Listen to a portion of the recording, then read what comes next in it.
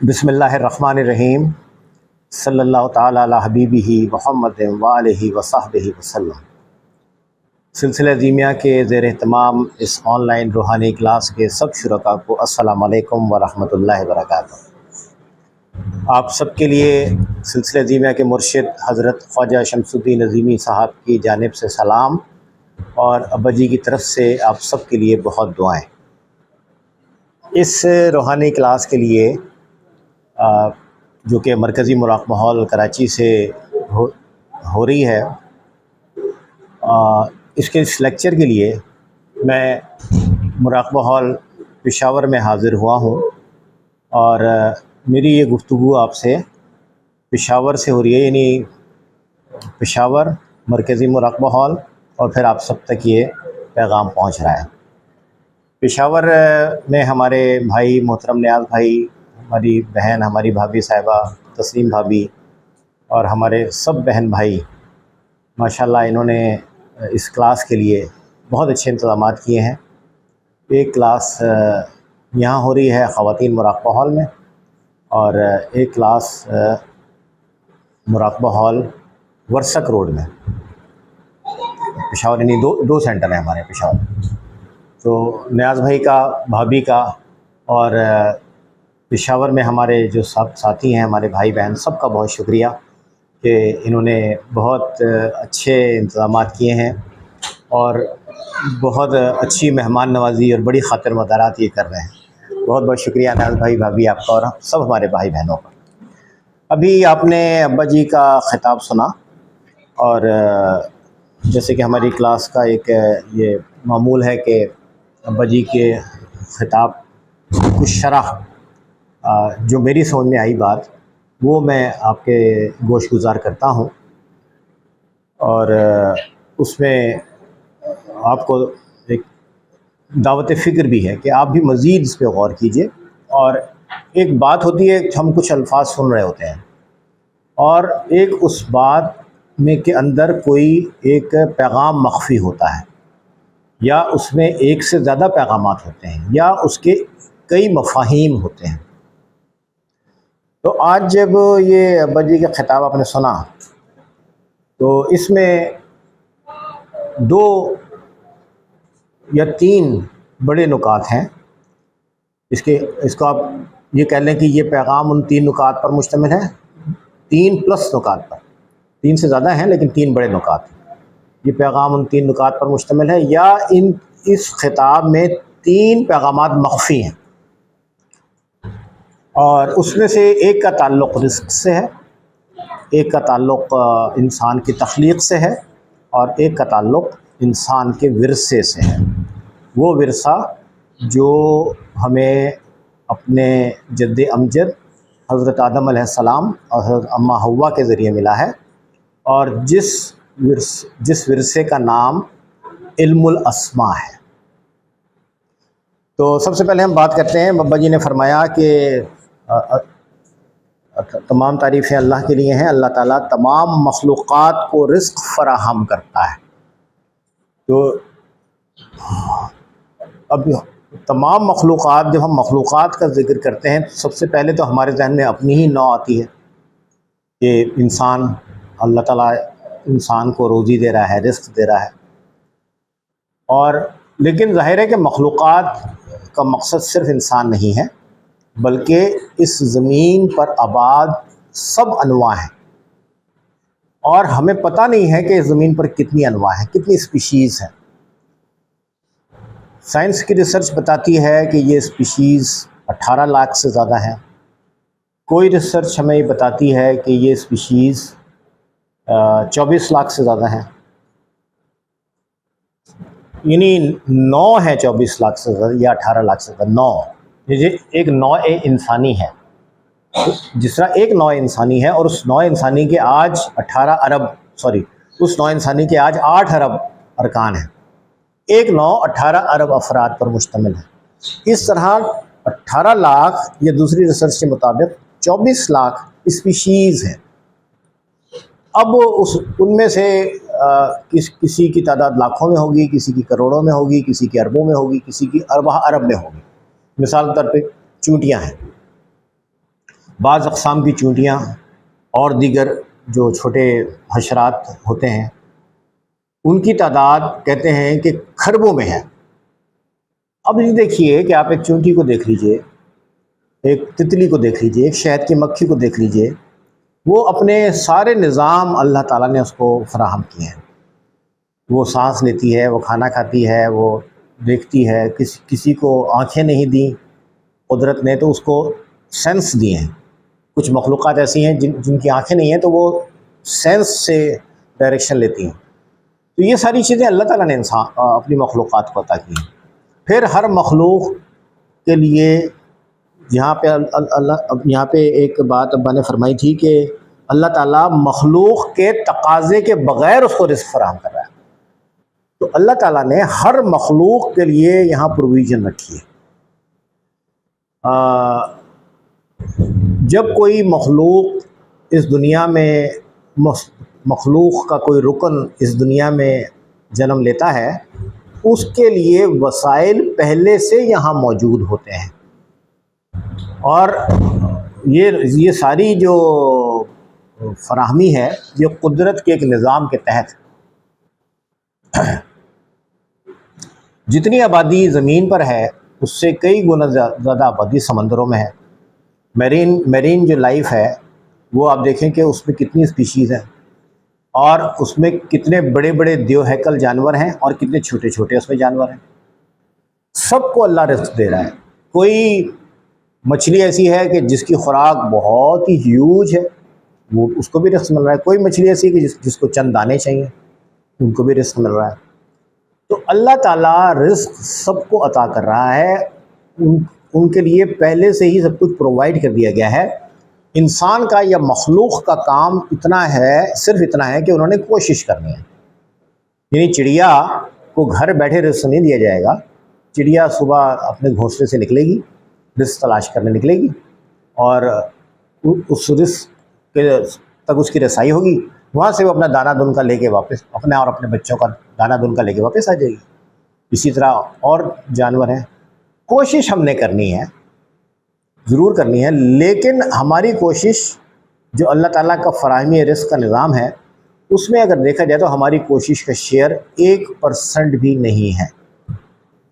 99%، بلکہ 99 سے بھی زیادہ % قدرت خود ہمیں پرووائڈ کر رہی ہے۔ ہم کوشش کر کے تھوڑا بہت حاصل کر لیتے ہیں، اور یہ انسان بھی کرتا ہے، اور یہ ساری مخلوق صبح نکل کے صبح یا شام جو جن کا لائف کا طریقہ کار ہے اس کے تحت وہ کوشش کرتے ہیں اور وہ پاتے ہیں۔ لیکن مین پرووائڈر اللہ ہے، مین پرووائڈر اللہ ہے۔ ہم اپنے گھر سے باہر نکلتے ہیں، سارے ریسورسز اللہ نے پرووائڈ کیے ہیں، ہم ان ریسورسز میں صرف تھوڑی سی کوشش کرتے ہیں۔ تو ایک بات تو یہ ہے۔ دوسری بات یہ ہے کہ رزق، بابا جان نے فرمایا کہ رزق صرف روزگار ہی نہیں ہے بلکہ زندگی گزارنے کے تمام وسائل رزق ہیں۔ ہم سمجھتے ہیں رزق سے مطلب ہے میرا ذریعہ آمدنی، مجھے ملنے والے ریسورسز جن سے میں اپنی ضروریات پوری کروں گا، جن سے میں خوراک لوں گا، جن سے میں کپڑا لوں گا، جن سے میں رہائش لوں گا اور اپنی دیگر ضروریات پورا کروں گا، تو وہ رزق ہے۔ روحانی تعلیمات یہ بتاتی ہیں کہ رزق کی تعریف اس سے کہیں زیادہ وسیع ہے۔ آپ کی زندگی بھی رزق میں شامل ہے، آپ کو صحت ہے، آپ کی صحت بھی رزق میں شامل ہے، آپ کو اچھا ذہن ملا ہوا ہے سوچنے کے لیے، وہ بھی رزق میں شامل ہے، آپ کا معاشرے میں عزت و احترام ہے، عزت ہے، احترام ہے، رسپیکٹ ہے، ڈگنیٹی ہے، وہ بھی رزق میں شامل ہے۔ تو رزق کی تعریف صرف روزی روٹی تک ہمیں محدود نہیں رکھنی چاہیے، بلکہ رزق کی وسیع تر تعریف ہے، اور یہ ساری تعریفیں پیش نظر رکھ کے ہمیں اللہ تعالیٰ کا شکر گزار بننا چاہیے۔ یعنی رزق دینے والا اللہ ہے، تو یہ ہماری بات ہمارے ذہن میں رہے تو اس کا مقصد کیا ہے؟ اس کا مقصد یہ ہے کہ رزق دینے والا اللہ ہے تو اللہ کے شکر گزار بنو، رزق دینے والا اللہ ہے تو اللہ کے شکر گزار بنو۔ پھر رزق دینے والا اللہ ہے تو اللہ کے نافرمان مت بنو۔ ہم کسی ادارے میں کام کرتے ہیں، وہاں سے ہمیں سیلری ملتی ہے، وہاں کے جو سارے رولز اینڈ ریگولیشن ہیں وہ ہم اپنے اوپر لاگو کرتے ہیں۔ وہ کہتے ہیں جی آپ کو صبح 9 بجے آنا ہے، 5 بجے تک آپ نے رہنا ہے، لیکن کبھی کبھی آپ کو لیٹ سیٹنگ بھی کرنی پڑے گی، ہم کہتے ہیں ٹھیک ہے اوکے۔ کوئی کہتا نہیں جی آپ کو 9 سے 5 نہیں آنا، آپ کو 11 سے رات شام کو 3 سے رات 11 تک آنا ہے، ہم کہتے ہیں ٹھیک ہے۔ پھر جی آپ نے یہ کرنا ہے، یہ نہیں کرنا ہے، یہ یونیفارم پہننی ہے، یہ نہیں پہننی، یہاں پہ آپ نے اسموکنگ نہیں کرنی، یہاں پہ آپ نے یہ نہیں کرنا۔ جو بھی ہمارا ادارہ جہاں سے ہمیں سیلری ملتی ہے، جو بھی ہمیں کہتا ہے وہ ہم کرتے ہیں، اور ہم اس ادارے کے رولز اینڈ ریگولیشن کی پابندی کرتے ہیں، اور اس بات سے ڈرتے ہیں کہ کوئی ایسے مجھ سے نگیٹو کام نہ ہو جائے جس سے میری شکایت لگ جائے کہ جی یہ بندہ جو ہے نا یہ ادارے میں ٹھیک کام نہیں کر رہا، یعنی ادارے کا فرما بردار نہیں ہے، یا ادارے کا یا ادارے کے جو رولز اینڈ ریگولیشن ہے اس کا وہ نافرمان ہے۔ اب ہم اس سے ڈرتے ہیں کہ ہمیں ایسا نہیں ہونا چاہیے۔ اس سے ہم کیوں ڈرتے ہیں اس بات سے؟ اس لیے کہ وہاں سے ہمیں 30,000 50,000 1 لاکھ 2 لاکھ 5 لاکھ 10 لاکھ کچھ بھی کہہ لو، وہاں سے ہمیں سیلری ملتی ہے۔ وہ سیلری ہمیں، اس سیلری کی وجہ سے ہم اس ادارے کے ڈسپلن کو قبول کرتے ہیں، اور ہم چاہتے ہیں کہ ہمارے جو ریکارڈ ہے ملازمت کا، یا ہماری جو ACR ہے وہ اچھی ہونی چاہیے، ہماری ACR خراب نہ ہو، ہماری ACR اچھی ہو، تاکہ مجھے پروموشن ملے، یا پھر یہ کہ میری ڈیڈکشن نہ ہو۔ ہم اس سیلری کے اگینسٹ اس انسان کی فرما برداری کرتے ہیں، ہم اس سیلری کے اگینسٹ اس انسان کی نافرمانی سے بچتے ہیں، کیونکہ وہاں سے ہمیں سیلری مل رہی ہے۔ در حقیقت وہ ٹھیک ہے سیلری مل رہی ہے، اور ہم سب کو اپنے اپنے اداروں کے ڈسپلن کو فالو کرنا ہے، بالکل ٹھیک بات ہے، لیکن وہ ہم سیلری حاصل کرنا ہمارے رزق کا ایک بہت ہی سیکنڈری ذریعہ ہے۔ مین تو رزق ہمیں اللہ دے رہا ہے، یہ اس زمین پہ عطا کرتا سارے وسائل، زمین پر آکسیجن، زمین پر زراعت، زمین کا ماحول، یہ سب مل کے، اور بے شمار اللہ تعالیٰ کے طرف سے عطا کردہ سہولیات، یہ سب مل کے ہمیں اس قابل بناتے ہیں کہ ہم کوئی اپنا کاروبار کر سکیں، یا کوئی ادارہ بنا سکیں جس میں جا کے ملازمت کر سکیں۔ اس ادارے کے لیے تمام تر فیسیلیٹیشن وہ تو قدرت کی طرف سے ہوئی۔ اب ہم اپنے باس کی نافرمانی سے تو ڈرتے ہیں جو ہمیں سیلری دیتا ہے، یا جس ادارے سے ہمیں سیلری ملتی ہے اس ادارے میں اپنے افسر کی نافرمانی سے تو ڈرتے ہیں، لیکن انسان کو جو خالق حقیقی اور رازق حقیقی، رازق کل جو اس کے اوپر نوازشات فرما رہا ہے، ہم یہ نہیں سوچتے کہ ہمیں اس کا شکر گزار ہونا ہے، اور ہمیں اس کو فرما بردار ہونا ہے، اس کی نافرمانی سے بچنا ہے۔ تو ایک تو بابا جان کے خطاب میں ایک نقطہ یہ ہے کہ انسان کو رزق اللہ دے رہا ہے، تو اب انسان کا یہ فرض ہے کہ وہ اللہ تعالیٰ کا شکر گزار بنے، اور اللہ تعالیٰ کی نافرمانی سے بچے، اللہ تعالیٰ کا فرما بردار بنے، اللہ تعالیٰ کی نافرمانی سے بچے۔ اگلا پوائنٹ بابا جان نے فرمایا کہ ہم سب ایک آدم اور ایک حوا کی اولاد ہیں۔ ہم سب ساری نو انسانی کی ابتدا حضرت آدم علیہ السلام اور حضرت اماں حوا علیہ السلام سے ہوئی ہے۔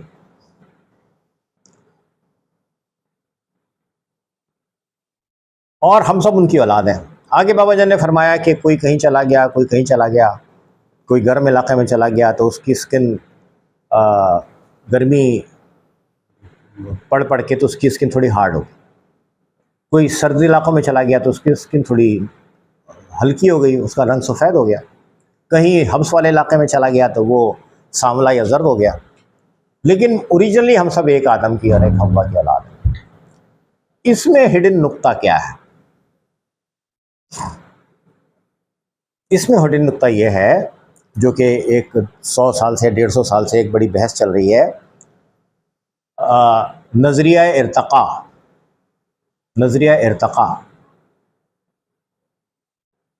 تھیوری آف ایولیوشن، کہ انسان درجہ بدرجہ یہاں تک پہنچا ہے۔ انسان درجہ بدرجہ یہاں تک پہنچا۔ پہلے وہ ایک یونی سیلولر وجود تھا، پھر وہ ملٹی سیلولر ہوا، پھر اس نے ایک شکل اختیار کی، پھر وہ اور شکل اختیار کی، پھر وہ مچھلی بن گیا، پھر وہ پرندہ بن گیا، پھر وہ چمپینزی بن گیا، پھر وہ یہ ہو گیا، پھر آخرکار انسان بن گیا۔ نو، یہ عقل کی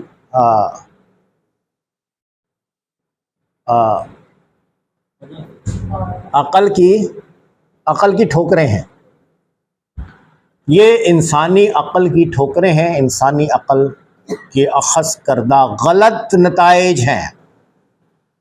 اور یہ تھیوری ہے، انسانی عقل کے اخذ کردہ غلط نتائج ہیں۔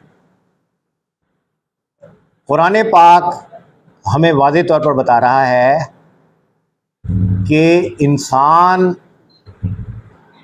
یونی سیلولر سے اس زمین پر یونی سیلولر سے ملٹی سیلولر، ملٹی آرگنزم، اور پھر یہ نہیں بنا، بلکہ اللہ نے آدم کو براہ راست آدم اسی طرح تخلیق کیا جیسے کہ آج ہم ہیں۔ یہ ہو سکتا ہے قد پہلے بڑے ہوں، لمبے ہوں، جسمانی اعضاء ذرا زیادہ کثرتی ہوں، زیادہ مسلز زیادہ اسٹرانگ ہوں، جو وقت کے ساتھ ساتھ قد تھوڑا چھوٹا ہو گیا، وہ ایک الگ بات ہے۔ لیکن بیسیکلی انسان جو سسٹم، جو ریسپائریٹری سسٹم، جو بلڈ سرکولیٹری سسٹم، جو ڈائجسٹو سسٹم، جو نروس سسٹم، جو سسٹم جو حضرت آدم اور حوا کو دیے گئے تھے، وہی سارے ریپلیکیٹ ہو رہے ہیں۔ کوئی ایسا نہیں ہو رہا کہ چینج آ رہا ہے، شیپ میں چینج آ رہا ہے۔ 4 پیروں سے چلتے تھے، پھر 2 پیر سے چلنا شروع ہو گئے، ایسا کچھ نہیں۔ تو ہمیں جو ہمارے اس طرح کے ہمارے سلسلہ ازیمیہ کے اراکین ہیں، جو اس طرح کی تھیوریز میں دلچسپی رکھتے ہیں اور ان کو ایسے مباحث کا سامنا کرنا پڑتا ہے لوگوں کے سامنے، تو اس میں ہمیں سمجھنا ہے کہ سلسلہ ازیمیہ کی تعلیمات یہ ہیں کہ انسان کو جیسا بنایا تھا انسان ویسا ہی ہے۔ تھیوری آف ایولیوشن یہ انسان کی عقل کی موشگافیاں ہیں، اور کچھ لوگوں نے اس کو صحیح سمجھ لیا ہے تو سمجھ لیں بھائی، ٹھیک ہے، لیکن کسی کے ایک نتیجہ اخذ کرنے سے حقیقت تبدیل نہیں ہوتی۔ میں یہ کہوں کہ جی میں اس وقت لاہور میں ہوں، تو میرے یہ کہنے سے یہ حقیقت تبدیل نہیں ہوگی کہ میں پشاور میں۔ تو کسی کے کوئی نتیجہ اخذ کر لینے سے، یا کوئی صاحب یہ بولیں کہ بھائی جان اس وقت لاہور میں، تو ان کے یہ اخذ کر لینے سے یہ حقیقت تبدیل نہیں ہوگی کہ میں تو بھی پشاور میں ہوں۔ تو کسی نفسیات دان نے یا کسی محقق نے یا کسی سائنسدان نے یہ سوچا کسی اسپیشیز کو دیکھ کے کہ یہ جو دنیا میں انواع کا اتنی ساری انواع ہیں، اور ان میں جو ایک اتنی تنوع ہے، اتنی ڈائیورسٹی ہے، تو اس کا یہ مطلب ہے کہ ایک نوع دوسری نوع میں ڈھل رہی ہے۔ نو، کبوتر کو اللہ نے کبوتر ہی بنایا، بلی کو اللہ نے بلی ہی بنایا، شیر کو اللہ نے شیر ہی بنایا، مچھلی کو اللہ نے مچھلی ہی بنایا، چڑیا کو اللہ نے چڑیا ہی بنایا، انسان کو اللہ نے اسی طرح بنایا جیسے کہ ہم ہیں۔ ہمارے سارے سسٹمز وہی ہیں جو حضرت آدم اور اماں حوا، حضرت بابا آدم اور اماں حوا کے تھے۔ ایک بات تو یہ، دوسری بات یہ کہ ہم سب اپنے والدین کی ٹریٹس، ان کی صفات، ان کی خوبیاں، ان کی خامیاں ہم سب کیری کر رہے ہیں، اور یہ اللہ کا بنایا ہوا نظام تھرو ڈی این اے ہر انسان کو عطا کیا گیا ہے۔ میرے اندر میرے والد بھی ہیں، میری والدہ بھی ہیں، میرے دادا بھی ہیں، میری دادی بھی ہیں، میرے نانا بھی ہیں، میری نانی بھی ہیں، میرے پردادا بھی ہیں، میرے پردادی بھی ہیں، میرے پڑنانا بھی ہیں، میری پڑنانی بھی ہیں۔ یہ سارا کا سارا تھرو ڈی این اے ہر آنے والے بچے میں یہ پورا منتقل ہو رہا ہے،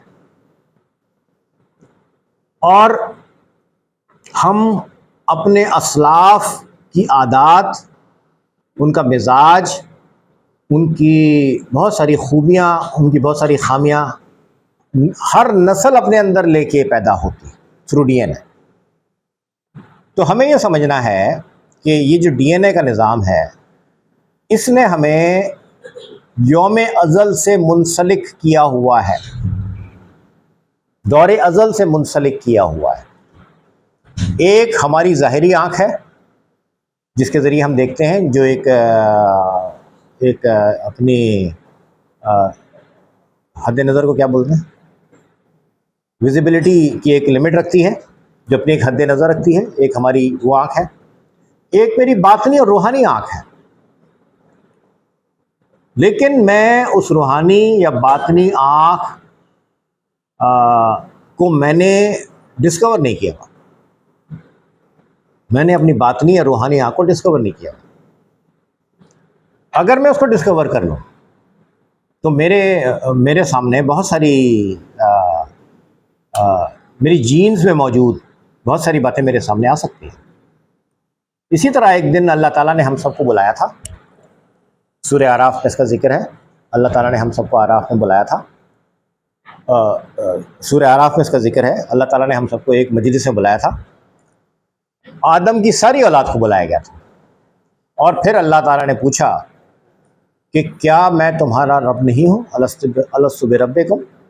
تو ہم سب سے پوچھا گیا. ادھر سب تھے، آپ نیاز بھائی بھی تھے، بھابھی بھی تھیں، شین بھابھی بھی تھیں، ڈاکٹر صاحبہ بھی تھیں، آپ سب تھے، ہم بھی تھے، سارے لوگ تھے. آدم کی ساری اولاد تھی. تو ہم سب نے سوچا ہوگا کہ ہمیں کون آواز دے رہا ہے، یہ ہمیں کون بلا رہا ہے. اب جب کسی کو آواز دی جائے تو پہلا ریئیکشن کیا ہوتا ہے؟ کوئی سماعت کے بعد پہلا ریئیکشن کیا ہوتا ہے؟ جب کوئی مجھے آواز دے گا تو میں دیکھوں گا مجھے کس نے آواز دی ہے. ٹھیک ہے نا؟ نہیں، پہلا ایکشن سماعت، اور اس کا امیجیٹ ریئیکشن بصارت، دیکھنا کہ مجھے کس نے آواز دی ہے. تو جب ہماری نوع آدم کو جب اللہ تعالیٰ نے یہ پوچھا کہ الست بربکم، تو ہم نے سنا اور ہم نے دیکھا کہ ہمیں کون آواز دے رہا ہے. تو ہمارے سامنے اللہ تعالیٰ نے جیسا چاہا ہوگا اپنی کوئی شان ہمیں دکھائی ہوگی. جیسا بھی اللہ تعالیٰ نے چاہا ہوگا اپنی کوئی شان ہمیں دکھائی ہوگی. تو پھر ہم نے سوچا ہوگا کہ یہ جو ہستی ہے، کیا اس کے علاوہ کوئی اور رب ہو سکتا ہے؟ تو اس کا مطلب یہ ہے کہ ہمیں اللہ تعالیٰ نے موقع دیا ہوگا کہ تم دنیا میں کائنات میں دیکھ لو بھائی. تو ہم نے دیکھا ہوگا شاید کائنات میں بڑی بڑی اللہ تعالیٰ کی تخلیقات کو، اور تھک ہار کے ہم نے کہا کہ نہیں یا اللہ، تیرے سوا کوئی رب نہیں ہو سکتا، تو ہی ہمارا رب ہے. تو ہم سب نے اللہ تعالیٰ کی ربوبیت کا اقرار کیا ہوا ہے. ہم سب نے کیا ہوا ہے. ہمیں یاد نہیں. ہم سب نے اللہ تعالیٰ کی ربوبیت کا اقرار کیا ہوا ہے، لیکن ہمیں یاد نہیں. اگر ہم کوشش کریں تو ہمارے اندر اللہ تعالیٰ نے وہ نظام عطا فرمایا ہوا ہے کہ ہم اس یادداشت کو یا اس نظر کو ہم بحال کر سکتے ہیں. ہماری یادداشت بحال ہو سکتی ہے. اور اس بحالی کے لیے جو ہمارا سب سے بڑا مددگار ہے وہ ہے علم الاسماء. علم الاسماء کے ذریعے انسان اللہ تعالیٰ کی تخلیقات کو اور اللہ تعالیٰ کے بنائے ہوئے سارے نظاموں کو سمجھ سکتا ہے. تو بابا جان کی خطاب میں ایک پوائنٹ تو یہ ہے کہ رزق ایک بڑی براڈ ٹرم ہے. رزق ایک بہت براڈ ٹرم ہے، اور رازق کا ہمیشہ شکر گزار رہنا ہے. ٹھیک ہے نا؟ اور رازق کی کبھی نافرمانی نہیں کرنا، فرما بردار رہنا. ہم اپنے چھوٹے سے اسپین میں دیکھتے ہیں، ہمارا کیریئر ہوتا ہے، کتنے سال کا کیریئر ہوتا ہے؟ 30 سال کا، 35 سال کا. تو ہماری کوشش ہوتی ہے کہ بھئی میں اپنے آفیسرز کا ہمیشہ اوبیڈینٹ رہوں، میں ان کے نافرمانوں میں میرا نام نہ آئے.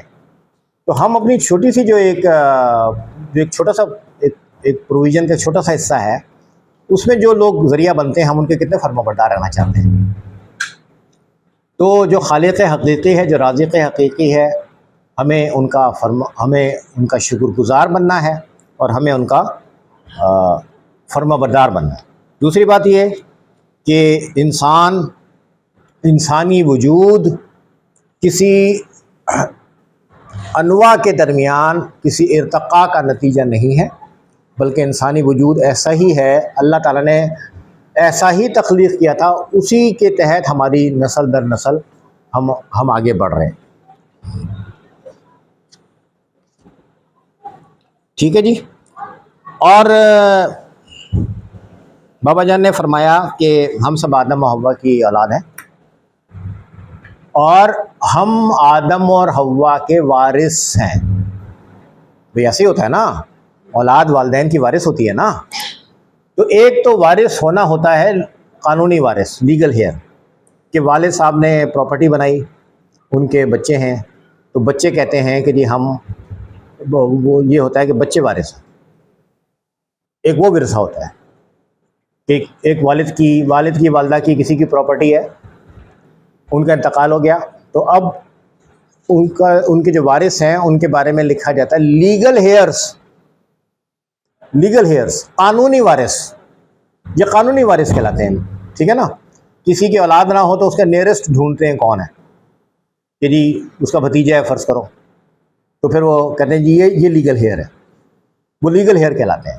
تو یہ ہوتے ہیں جو انسان کو دنیا میں کچھ بناتا ہے، پراپرٹی وغیرہ بناتا ہے، تو اس لحاظ سے پھر وہ اس کا ورثہ۔ کسی شخص نے کوئی بھی پراپرٹی نہیں بنائی، ٹھیک ہے، تو اس کے قانونی وارث موجود تو ہوں گے، لیکن ظاہر ہے کہ وہ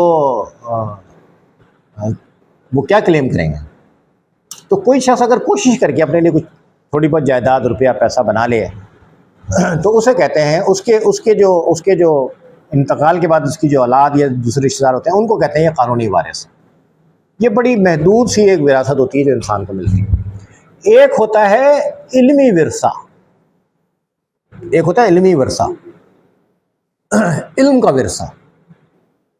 تو علم کا جو ورثہ ہے یہ اس کے لیے کوئی اس کے وارث، اچھا قانونی وارث جو ہوتا ہے، قانونی وارث بس قانونی وارث ہے، چاہے وہ اچھا بیٹا ہے چاہے وہ برا بیٹا ہے۔ ایک شخص ہے وہ بہت نیک ہے، بڑا پارسا ہے، اس نے پراپرٹی بنائی، اس کا بیٹا جو ہے برا نکل آیا، شرابی نکل آیا، بری صحبتیں پڑ گیا، لیکن اس کا بری صحبتیں پڑھنا اس کے قانونی وارث ہونے پہ کوئی کوشچن نہیں لگائے گا، ٹھیک ہے نا۔ قانونی پراپرٹی وارث کو جاتی ہے، چاہے وہ کتنے ہی اچھے کردار کا ہو چاہے نہ ہو۔ علم کا ورثہ یاد رکھیے، علم کا ورثہ اس طرح کلیم نہیں کیا جا سکتا جس طرح پراپرٹی کلیم کی جا سکتی ہے۔ علم کا ورثہ اس کے اہل کو منتقل ہوتا ہے، علم کا ورثہ اس کے اہل کو منتقل ہوتا ہے۔ لہٰذا ہم میں سے کوئی چاہے کہ ہم اپنے بزرگوں کے علم کے وارث بنیں تو یہ محض کہنے سے نہیں ہوگا، بلکہ ہمیں ذہنی طور پہ، علمی طور پہ اپنے آپ کو اس کا اہل بنانا ہوگا، ٹھیک۔ اب بابا جان نے آپ کے سامنے سوال رکھا کہ ہم آدم کے وارث ہیں، تو بابا جان نے سوال رکھا آپ کے سامنے کہ بھائی آپ یہ بتائیں کہ سوال یہ ہے کہ آدم کا ورثہ کیا ہے؟ سوال یہ ہے کہ آدم کا ورثہ کیا ہے؟ پراپرٹی کیا ہے آدم کا ورثہ؟ تو بابا جان نے خود بتائی یہ بات کہ قرآن آسمانی کتابوں سے، قرآن پاک سے ہمیں پتہ چلتا ہے کہ آدم کی فضیلت کی بنیاد علم الاسماء ہے، یعنی آدم کا ورثہ علم ہے، علم الاسماء ہے۔ اور یہ ساری کائنات، اللہ کی بنائی ہوئی ساری کائنات دراصل علم الاسماء کا، اللہ تعالیٰ کا ہر اسم اللہ تعالیٰ کی کسی صفات کی نمائندگی کرتا ہے، اللہ تعالیٰ کا ہر اسم اللہ تعالیٰ کی کسی صفت کو ایٹریبیوٹ کرتا ہے، اور یہ ساری کائنات اللہ تعالیٰ کی صفات کا مظاہرہ ہے، ٹھیک ہے۔ یہ ساری کائنات اللہ تعالیٰ کی صفات کا مظاہرہ ہے، اور ان صفات کے بارے میں اللہ تعالیٰ نے آدم کو اہل بنا دیا ہے، استعداد دے دی ہے کہ تم ان صفات کو سمجھ سکتے ہو، اور وہ استعداد اللہ تعالیٰ نے دی ہے علم الاسماء کے ذریعے۔ اب ایک والد صاحب ہیں، ایک والدہ صاحبہ ہیں، میاں بیوی ہیں، ان کے ہاں 4-5 بچے پیدا ہوتے ہیں۔ اب وہ 4-5 بچوں میں سے نا 2 پڑھتے لکھتے ہیں اور 2-3 جو ہے نا بالکل نہیں پڑھتے لکھتے۔ تو مثال طور پہ ایک مزدور ہے، مزدوری کرتا ہے، اس کے 5 لڑکے ہیں، ان میں سے 2 نے کہا نہیں جی ہم تو پڑھیں گے، تو انہوں نے پڑھائی شروع کر دی۔ ایک بن گیا ڈاکٹر، ایک بن گیا انجینئر، 2 نے کہا نہیں ہم تو نہیں پڑھتے، یہ کیا مصیبت ہے روز اسکول جو ہم نہیں جاتے۔ وہ انہوں نے اپنے والد کی مزدوری کے پیشے کو کیری آن کر لیا۔ جن لوگوں نے، جن 2 بچوں نے، دیکھو ایک ہی ماحول ہے، ایک ہی ماں باپ ہے، ایک ہی جین ہے، ایک ہی گھر میں رہتے ہیں، ایک جیسا ماحول ہے، 2 بچوں نے بولا ہم پڑھیں گے، 3 نے بولا ہم نہیں پڑھیں گے۔ جنہوں نے آپٹ کیا فار لرننگ، وہ ڈاکٹر بن گئے، انجینئر بن گئے، پھر انہوں نے SMLE کا امتحان دیا، وہ امریکہ چلے گئے صاحب، کیونکہ انجینئر صاحب بھی امریکہ چلے گئے، وہ دوسرے 3 بھائی بیچارے ہیں مزدوری کرتے رہے۔ اب سوال یہ پیدا ہوتا ہے کہ ایک ہی گھر تھا، ایک ہی ماحول تھا، سب کو ایک جیسا، ایک ہی جین تھی، 2 بچے آگے گئے 3 نہیں گئے، ایسا کیوں ہوا؟ بتاؤ مدثر۔ دیکھیں، جس نے اللہ کی دی ہوئی استعداد کو بروئے کار لانا چاہا، اللہ نے استعداد دی ہے، لیکن اس استعداد کو ہمیں خود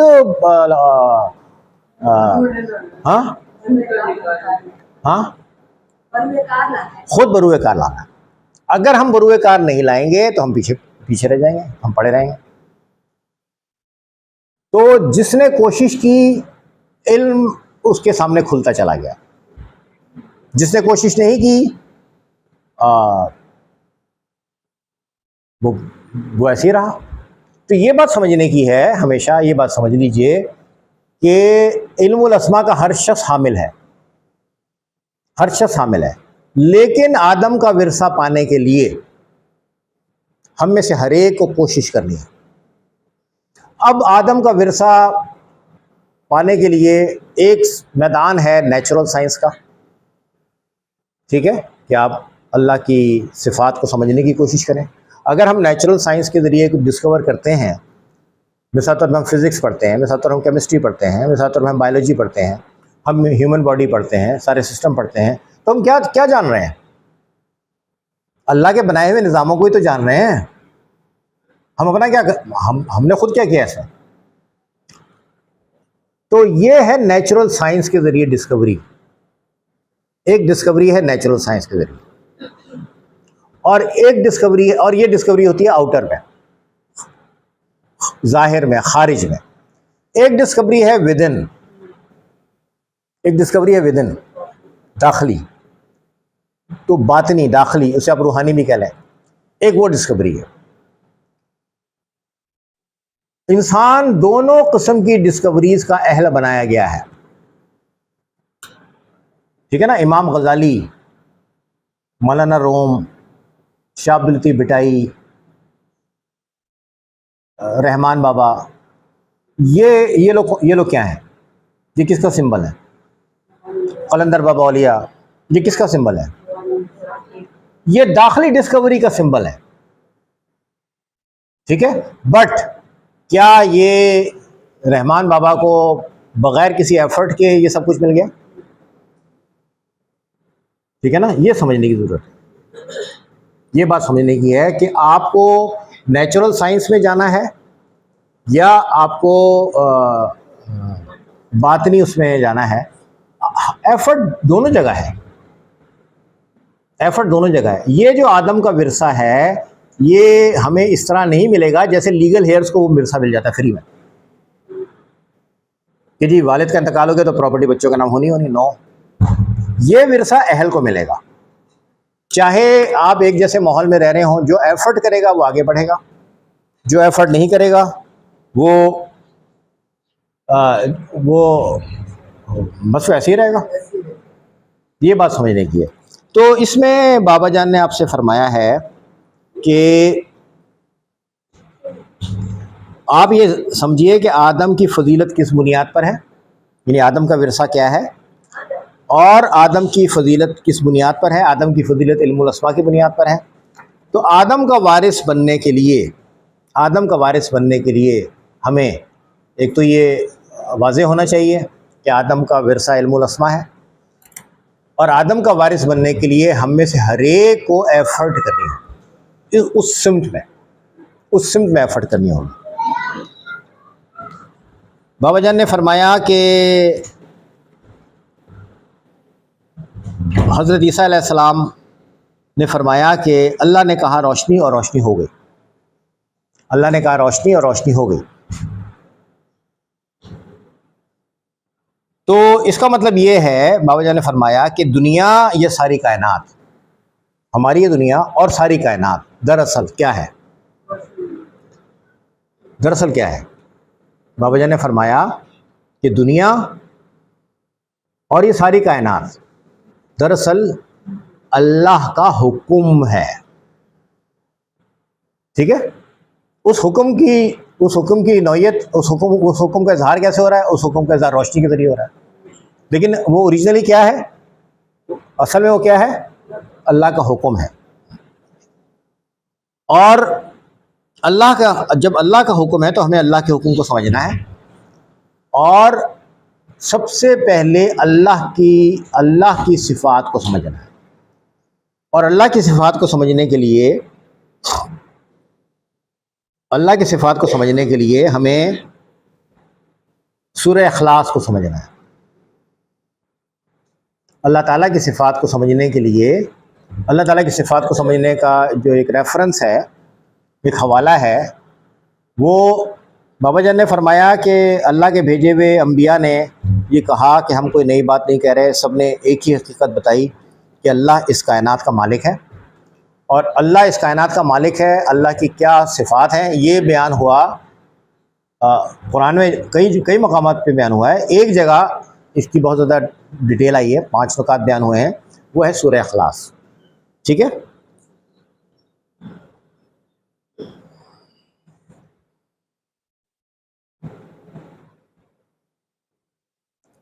تو ہم سورہ اخلاص کے ذریعے اللہ کی صفات کو سمجھنے کی کوشش کریں۔ تو سب سے پہلی بات یہ ہے کہ اللہ ایک ہے، ٹھیک ہے؟ اللہ ایک ہے، اللہ بے نیاز ہے، اچھا اب اللہ ایک ہے، اللہ ایسا، اچھا اور بھی کوئی چیزیں ایک ہو سکتی ہیں، میں سب اس کمرے میں یہ جو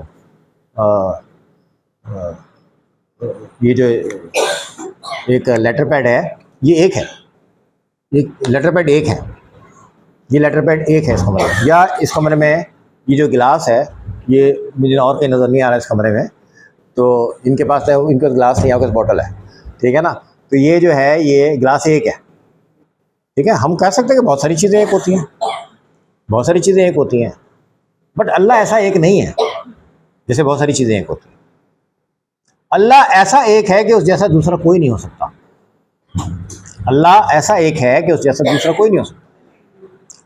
تو یہ خالق کی صفت ہے کہ وہ ایک ہے، اکیلا ہے۔ مخلوق ہمیشہ کثرت ہوگی، اللہ الصمد، اللہ بے نیاز ہے، مخلوق ہمیشہ ڈپینڈ کرے گی۔ اللہ کا کوئی خاندان نہیں ہے، اللہ نہ کسی سے جنا گیا، نہ اللہ نے کسی کو جنا، نہ اللہ کا کوئی خاندان ہے۔ مخلوق اس پروسیس سے گزرے بغیر مخلوق نہیں بنتی۔ تو ہمیں سب سے زیادہ اس بات کو سمجھنا ہے کہ تصوف، اہل طریقت، اہل سلاسل، خاص طور پہ سلسلہ زیمیہ کے ہمارے اراکین، توحید کو سمجھنا ہے بہت ڈیپ میں جا کے، اور توحید پر اپنے ایمان کو پختہ سے پختہ تر بنانے کے پروسیس میں خود کو ڈالنا ہے۔ ایک تو یہ ہو رہا ہے کہ میں نے زبان سے کہہ دیا اللہ ایک ہے، کہ اللہ ایک ہے، تو زبان سے کہنا اور اس کیفیت کو محسوس کرنا الگ الگ باتیں ہیں۔ تو سلسلہ زیمیہ کے سب اراکین یہ سمجھیں کہ ہمارا ہمارا سفر مسلسل توحید کو زیادہ سے زیادہ سمجھنے کی طرف ہونا ہے. توحید باری تعالیٰ، اللہ تعالیٰ کی وحدانیت، یہ ہمارے سفر کا سب سے اہم حصہ ہے. اب زبان سے ایک مرتبہ کہہ دینا کہ لا الہ الا اللہ محمد رسول اللہ، ہم کہہ جی ہم نے تو سمجھ لیا ہے. دیکھیے یہ آپ نے زبان سے اقرار کیا ہے. اس کو توحید کو زیادہ سے زیادہ سمجھنا ہے، اور اللہ کی جو صفات کو سمجھنا ہے. اللہ کی صفات کو سمجھنے کا نتیجہ کیا نکلتا ہے؟ اللہ کی کسی بھی صفت کو سمجھنے کی آپ کوشش کیجئے تو اس کا نتیجہ کیا نکلتا ہے؟ ہاں ٹھیک ہے، ورثہ ملتا ہے. اللہ کی صفات کو سمجھنے کا نتیجہ توحید پر مزید ایمان کا ذریعہ بنتا ہے. ہماری وحدانیت پر ہمارے ایمان میں مزید پختگی آتی ہے. یہ اللہ کی توحید اور اللہ کی صفات کو سمجھنا ہے. تو جو بابا جان نے آپ کو سورہ اخلاص کی مثال دی ہے، یہ بڑی معنی خیز ہے. اس پہ آپ غور کیجیے کہ انہوں نے سورہ اخلاص کے لیے کیوں کہا ہے. قل هو اللہ احد اللہ الصمد لم یلد ولم یولد ولم یکن لہ کفوا احد. یہ کیوں کہا ہے؟ اس لیے کہ ہم سب کو توحید کے بارے میں زیادہ سے زیادہ سمجھنا ہے، اور اللہ تعالیٰ کی سچے پکے خالص مواحد بننے کی طرف ہم نے سفر کرنا ہے.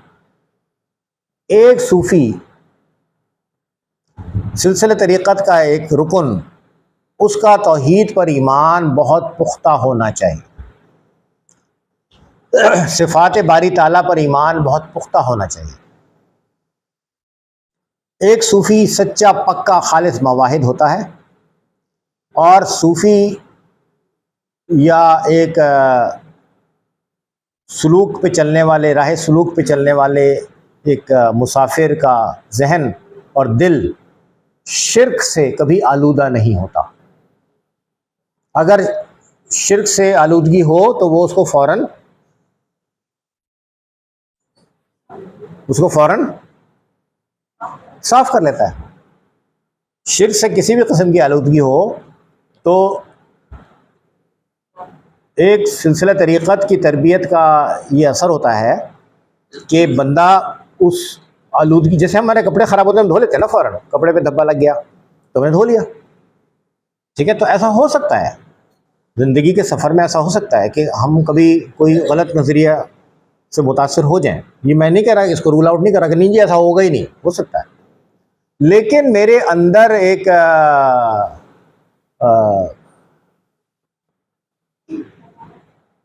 ایک ایسا مانیٹر ہوگا جو مجھے وارن کرے گا، یا میرے اندر ایک ایسا سینسر ہوگا جو مجھے بتائے گا کہ دیکھو یہاں پہ نا غلط ہو رہا ہے، کچھ یہاں پہ غلط ہو رہا ہے. ہوتا یہ ہے کہ جب میرے سے کوئی غلطی ہوتی ہے تو ہوتا یہ ہے کہ ہم اس غلطی کو آن کرنا شروع کر دیتے ہیں. میں نے ایک رائے بنا لی، ایک بات کہہ دی، تو اب میں یہ نہیں کہوں گا، میرے اندر اتنی کریج نہیں ہوگی کہ میں کہوں گی میں نے غلط کہا ہے. اس کے لیے بڑی کریج چاہیے. تو میں یہ کہوں گا نہیں، چونکہ اب میں نے کہہ دیا ہے تو اب لہٰذا اس کے حق میں دلائل تراشو یار، اس کے حق میں دلائل تراشو. بس یہاں سے ہم ٹھوکر کھاتے ہیں. تو بابا جان نے فرمایا آخر میں کہ دیکھیے، ایک ہے وہ علم جو اللہ تعالیٰ نے آدم کو دیا، علم الاسماء، اور ایک رخ جو ہے نا وہ بغاوت کا رخ. تو ہمیں یہ نہیں سمجھنا چاہیے کہ چونکہ ہم تو مسلمان ہیں لہذا ہم سے غلطی نہیں ہو سکتی. ہمیں یہ نہیں سمجھنا چاہیے ہم سے غلطی نہیں ہو سکتی. شیطان کسی بھی وقت کسی کو بھی ورغلانے کی کوشش کر سکتا ہے، اور ورغلانے میں کامیاب بھی ہو سکتا ہے. تو ہمیں ہمیشہ الرٹ رہنے کی ضرورت ہے. ہمیں یہ نہیں سمجھنا چاہیے کہ بھائی میں تو سب اچھی باتیں کر رہا ہوں، اچھے کام کر رہا ہوں، تو مجھے شیطان نہیں ورغلا سکتا. نہیں، شیطان ان لوگوں پہ زیادہ اٹیمپٹ کرتا ہے جو اللہ کی طرف زیادہ جانا چاہتے ہیں.